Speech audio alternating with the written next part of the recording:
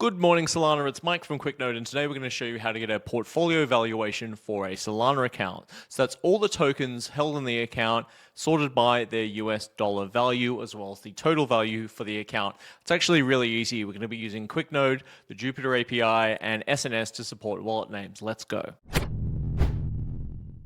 So the first thing we're going to do is connect to Quicknode. The next thing we're going to do is go check if the wallet we've been given ends in .sol. If it does, we'll need to turn that name into a wallet address. We'll just call SNS, and SNS will do that for us. We'll go get the SOL balance in Lamports. That's the small unit of SOL for that wallet. And we'll also get all the token accounts for that wallet.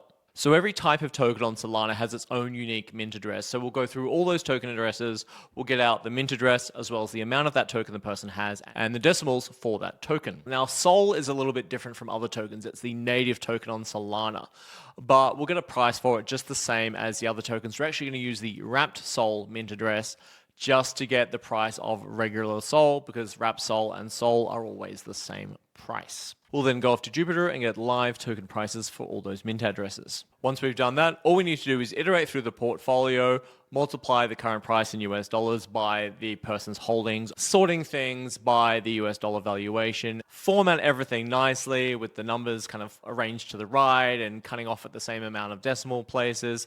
And in the end, we'll end up with a tool we can use to get the dollar valuation of the holdings inside any Solana account.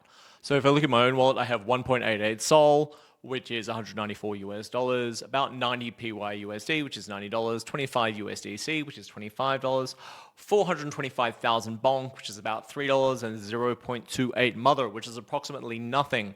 Because a year ago, I brought some mother, which is pretty sad, because I wanted to go to an Iggy Azalea party, which is even sadder, and now I feel ashamed. I'll see you in the next video. Bye.